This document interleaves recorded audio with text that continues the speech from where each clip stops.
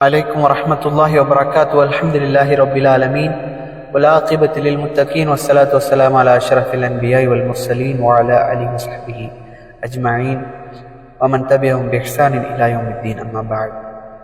எல்லாம் வல்ல அல்லாஹ்வின் நல்லடியார்களே, இன்றைய 7வது ரமதானிலே எம்புவாழ் தமிழ் சொந்தங்களை சந்திப்பதில் மகிழ்ச்சி அடைந்தவனாக நமது சான்றோர் பாடசாலையினுடைய 7வது வகுப்பிலே நீங்கள் எப்படி என்ற தலைப்பின் கீழாக இமாம் ஹசன் அல் பஸ்ரி ரஹிமஹுல்லாஹ் அவர்கள் கூறுகிறார்கள், ஒவ்வொருவரும் அவருக்கு முக்கியமானவற்றில் விரைகின்றார். யார் ஒன்றை அதிகம் நேசிக்கின்றாரோ அதையே அதிகம் நினைவு கூறுவார். மறுமை இல்லாதவருக்கு இம்மை என்பது இல்லை. யார் மறுமையை விட இம்மையை தேர்ந்தெடுப்பாரோ அவருக்கு இம்மையும் இல்லை, மறுமையும் இல்லை. யார் சொல்லை அழகுபடுத்தி செயலை கெடுத்து விட்டாரோ அவர் இழிவடைந்து விட்டார். ஒவ்வொருவரும் அவருக்கு முக்கியமானவற்றில் விரைகிறார் அப்படின்னு சொல்றாங்க. இதனுடைய கருத்து உண்மைதான். எவர் எதை முக்கியம்னு கருதுகிறாரோ அதை அடைய அவர் நேரம் செலவழிப்பார். அதற்காக அவர் பெரும் முயற்சி எடுப்பார். அதன் கவனத்திலே அவர் இருப்பார். அது கிடைத்தால் அவர் மகிழ்ச்சி அடைவார். அது தவற விட்டு விட்டால் அவர் வருத்தப்படுவார். உலகம்தான் முக்கியம் அப்படின்னு கருதக்கூடியவர்கள் அதற்காக முயற்சிப்பாங்க. மறுபை தான் முக்கியம்னு கருதக்கூடியவங்க அதற்காக முயற்சிப்பார்கள். உலகத்திற்கு முக்கியம் தருபவர்கள் மறுமையை இழக்க தயாராகி விடுவார்கள். மறுமைக்கு முக்கியத்துவம் தரக்கூடியவர்கள் உலகத்தை இழக்க தயாராகி விடுவார்கள். முதலாவதாக சொன்னவர்கள் அழியாததை இழந்து அழியக்கூடியதை வாங்குவார்கள். இரண்டாம் அவர்கள் அழியக்கூடிய இந்த உலகத்தை இழந்து அழியாததை, அதாவது மறுமையை வாங்குகிறார்கள். பலருக்கு இங்கு உலகம்தான் நோக்கமாக இருக்கிறது. சிலருக்கு பணம் எல்லாமே, சிலருக்கு பதவிதான் எல்லாம், சிலருக்கு பெயர் புகழ்தான் எல்லாம், சிலருக்கு பெண்கள் தான் எல்லாமே, சிலருக்கு சொத்துகள், சிலருக்கு இப்படி பல மறுமையை மறந்துவிட்டு இந்த உலகத்திற்கு பின்னர் தங்கள் இந்த இம்மை வாழ்வை தொலைப்பதை நாம பார்க்கிறோம். ஆனால் இவர்களுக்கு அல்லாஹ் முடிவு செய்ததை தவிர வேறு எதுவும் கிடைக்க போவது கிடையாது. சிலரை மண்ணாசை அழித்துவிடும், சிலரை பொன்னாசை அழித்துவிடும், சிலரை பதவி ஆசை அளித்தது, சிலரை பெண்ணாசை அளித்தது. ஒமன் ஹம்ம பிஷையின் அக்ஸர மின் திக்ரிஹி, யார் ஒன்றை அதிகம் நேசிக்கிறாரோ அதையே அதிகம் நினைவு கூறுவார். அப்படிங்கிறது தான் இதனுடைய அந்த கருத்து. என்ன அப்படின்னு சொன்னா, எதனுடைய நேசம் உள்ளத்தில் இருக்குமோ அதன் நினைவு தான் மனதில் மீண்டும் மீண்டும் மீண்டும் மீண்டும் வரும். எதனுடைய அன்பு உள்ளத்தில் இருக்குமோ அதனுடைய ஞாபகம் தான் அதிகமாக வரும். எதன் மீது பற்று அதிகமாக இருக்குமோ அதன் மீது தான் நமது கவனம் திரும்பும்.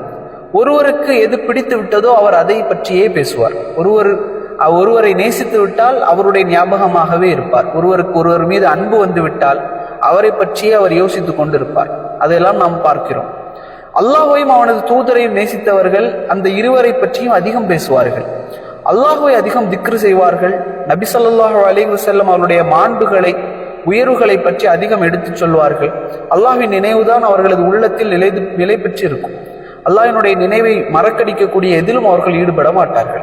அல்லாஹ்வை நேசிக்கின்ற நல்லவர்கள் வணக்க வழிபாட்டிற்கு வெளியிலும் அல்லாஹ்வை நினைவு கூறுவார்கள். மஸ்ஜிதுக்கு வெளியிலும் அல்லாஹ்வை அவர்கள் நினைவு கூறுவார்கள். அல்லாஹ்வை நேசிக்காத பாவிகள் வணக்க வழிபாட்டில் கூட அல்லாஹ்வை நினைக்க மாட்டார்கள். நினைத்தாலும் மிக குறைவாகவே நினைப்பார்கள். வழிபாட்டிலேயே இந்த நிலை என்றால் அதற்கு வெளியில் என்னவென்று சொல்வது? அல்லாஹ்வை நேசிப்பவர்கள் தொழுகைக்கு நின்றால் அல்லாஹ்வையும் மறுமையும் சொர்க்கத்தையும் நரகத்தையும் நினைத்து அழுவார்கள். உள்ளம் நடுங்கி அவர்கள் அழுவார்கள். அல்லாஹ்வை விட்டு கவனத்தை அவர்கள் திருப்ப மாட்டார்கள். அல்லாஹ்வை நேசிக்காதவர்கள் தொழுகையில் நின்றால் உலகத்தை நினைப்பார்கள், உலக செல்வங்களை நினைப்பார்கள், உலக இன்பங்களை எண்ணிக்கொண்டு உலகத்தில் தாங்கள் நேசிக்கக்கூடிய வஸ்துக்களையும் மனிதர்களையும் நினைத்து கொண்டு அல்லாஹ்வின் பக்கம், மறுமையின் பக்கம் அவர்களது கவனம் என்பது திரும்பாமல் இருக்கும். எனவேதான் அல்லாஹ்வை நேசிக்காதவர்களுக்கு வணக்க வழிபாடுகள் கடினமாக தோன்றும், சுமையாக இருக்கும், அவற்றில் ஆர்வம் வராது. வணக்க வழிபாட்டில் அவர்களை ஈடுபடுத்தினால் தண்ணீருக்கு வெளியே மீன் துடிப்பதை போன்று அவர்கள் அந்த நிலையில் அவர்கள் இருப்பார்கள். பாவத்தில் அவர்கள் மூழ்கினால், உலக இன்பத்தில் திளைத்தால் அவர்களுக்கு நேரம் போவதே தெரியாது. அதிக நேரம் கொஞ்ச நேரமாக தெரியும். அதற்காக அவர்கள் படக்கூடிய சிரமங்கள், சந்திக்கக்கூடிய கஷ்டங்கள் அவர்களுக்கு இன்பமாக தெரியும். அதற்காக செல்வத்தை கணக்கின்றி செலவழிப்பார்கள். கொஞ்சம் கூட அது குறித்து வருத்தப்பட மாட்டார்கள். அல்லாஹ்வை நேசிக்கக்கூடிய நல்லவர்கள் அல்லாஹ்வை வணங்குவதில் அப்படியே கவலையுற்றிருப்பார்கள். அதில் ஏற்படக்கூடிய சிரமங்களை சகிப்பார்கள். வழிபாட்டில் அதிக நேரம் ஈடுபடுவார்கள். குர்ஆன் ஓதுவதில், திக்ர் செய்வதில் அவர்கள் ஈடுபடுவார்கள். செல்வங்களை நல்லறங்களில் அளவின்றி அள்ளி கொடுப்பார்கள். தங்களுக்கு அளவாக செலவு செய்வார்கள். இறை கல்வியில் ஆர்வம் கொள்வார்கள். இப்படியாக வாழ்வையும் செல்வத்தையும் இறை பொருத்தத்தையும் அடைவதில் மட்டுமே அவர்கள் செலவு செய்வார்கள். அல்லாஹ்வின் மீது நேசம் கொண்டவர்கள் அவனையே அதிகம் நினைவு கூறுவார்கள். இன்னஹு லா ஆஜிலத்தன் லிமன் லா ஆகிரத லஹு வமன் அஸர துன்யாஹு அலா ஆகிரதிஹி ஃபலா துன்யா லஹு வலா ஆகிரத. மறுமை இல்லாதவருக்கு இம்மை இல்லை.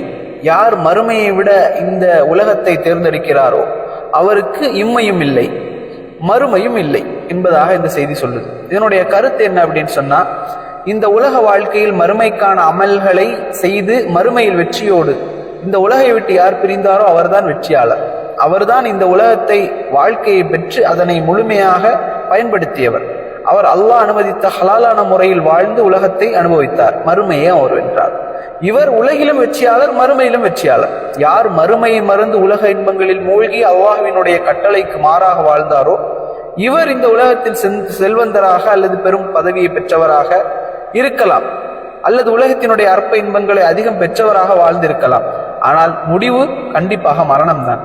மரணத்தின் பிடியிலிருந்து தப்ப முடியாது. இவர் இந்த உலகத்தில் அனுபவித்த இன்பமும் சுகமும் நிரந்தரம் இல்லாத ஒன்று. இறுதியாக மறுமையில் அவர் அனுபவிக்கக்கூடிய துன்பங்களும் துயரங்களும் நிரந்தரமானவை. அப்போ அங்கு அவர் தங்க போகிற காலம் என்பது முடிவில்லாத ஒரு காலம். 10,000 கோடி ஆண்டுகள் முடிந்தாலும் மறுமை முடியாது. அப்படி என்றால் அவர் இந்த உலகத்தை பெற்று அதில் இன்பமாக இருந்து வசதியாக வாழ்ந்து சுகமாக சுற்றி திரிந்து என்ன பலன்? அது அவருக்கு இந்த உலகத்தில் நிரந்தரமாக இல்லையே. மறுமையிலோ வகை வகையான வேதனைகளிலும் தண்டனைகளிலும் அவர் இருக்க போகின்றார்.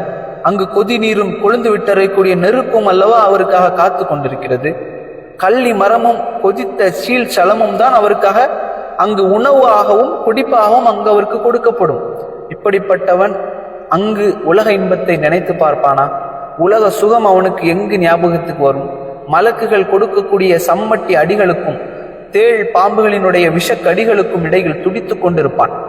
உலக இன்பத்தை எவ்வாறு நினைத்து பார்ப்பான்? சிற்றின்பத்திற்காக பேரின்பத்தை இழந்தவன் எதை பெற்றான்? நிலையற்ற இன்பத்திற்காக நிலையான இன்பத்தை இழந்தவன் எதை அடைந்தான்? அற்ப சுகத்திற்காக நிரந்தர வேதனையில் சிக்கியவன் எதை கண்டான்? வமன் அஹ்ஸனுல் கௌல வ அஸாஅல் ஃபிஅல கான. யார் சொல்லை அழகுபடுத்தி, வமன் அஹ்ஸனுல் கௌல, யார் சொல்லை அழகுபடுத்தி செயலை கெடுத்து விட்டாரோ, வ அஸாஅ ஃபிஅல, அவர் இழிவடைந்து விட்டார். கருத்து என்ன அப்படின்னு சொன்னா, சிலருடைய சொல் இனிப்பாக இருக்கும் ஆனால் செயல் கசப்பாக இருக்கும். சிலருடைய பேச்சு கவர்ச்சியாக இருக்கும் ஆனால் செயல் கன்றாவியாக இருக்கும். அல்லாஹ் பாதுகாக்கட்டும். நவுது பில்லாஹ். சிலருடைய வார்த்தை அன்பாக இருக்கும் ஆனால் குணம் அரக்க குணமாக இருக்கும். சிலர் அறிவியலாக பேச்சுக்கள் பேசுவார்கள் ஆனால் அறிவியலிகளுடைய செயல்களை அவர்கள் செய்வார்கள். சிலர் ஞானிகளை போன்று உரையாற்றுவார்கள் ஆனால் மூடர்களை போன்று நடந்து கொள்வார்கள். சுப்ஹானல்லாஹ்.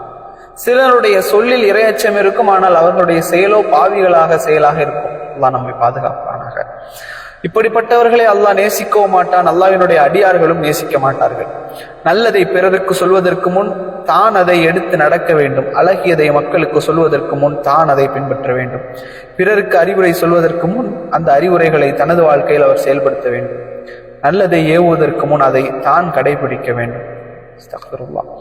சொல்லும் செயலும் ஒரு சேர அழகாக இருப்பவர்களை அல்லாஹ்வும் நேசிக்கின்றான், அவனுடைய அடியார்களும் நேசிக்கின்றார்கள். நமது சான்றோர்கள் இப்படித்தான் வாழ்ந்தார்கள். தாங்கள் செய்த நல்லதை மக்களுக்கு சொல்வார்கள். மக்களுக்கு எந்த நல்லதை சொல்வார்களோ அதை முதலாவதாக அவர்கள் எடுத்து செயல்படுவார்கள். இப்படிப்பட்டவர்கள் அல்லாஹ்விடமும் அவனுடைய அடியார்களிடமும் கண்ணியம் பெறுவார்கள். ஒருவர் பிறருக்கு நன்மை ஏவி பிறரை தீமையிலிருந்து விலக்கி அவர் அந்த நன்மையை செய்யவில்லை என்றால், அவர் அந்த தீமையை விட்டு விலகவில்லை என்றால் அவருக்கு இந்த உலகத்திலும் மறுமையிலும் கேவலம் இருக்கிறது. மறுமையிலும் மிகப்பெரிய கேவலமும் தண்டனையும் இருக்கிறது. இத்தகைய இழிவிலிருந்து அல்லாஹ் நம்மை பாதுகாப்பானாக. நன்மையை சொல்பவர்களாகவும் தீமையை விட்டு மக்களை தடுக்கக்கூடியவர்களாகவும் தீமையிலிருந்து விலகியவர்களாகவும் அல்லாஹ் உங்களையும் என்னை ஆக்கிடுவானாக. யா அல்லாஹ், எங்களை மறுமைக்கு முக்கியம் தரக்கூடியவர்களாக ஆக்குவாயாக. யா ரப்பே, உனது நேசத்தையும் உனது நினைவுகளையும் எங்களுக்கு தந்தருள்வாயாக. யா அல்லாஹ், எங்களை மறுமை அதிகம் நினைவு கூறக்கூடிய மக்களாக ஆக்குவாயாக. எங்களை மறுமை தேர்ந்தெடுத்த நல்லவர்களில் நீ ஆக்குவாயாக. ஹாதா மா இந்தி வல் இல்மு இன்தல்லாஹ். அகூலு கௌலி ஹாதா அஸ்தக்ஃபிருல்லாஹ் லி வ லக்கும். அஸ்ஸலாமு அலைக்கும் வ ரஹ்மத்துல்லாஹி வ பரகாத்துஹு.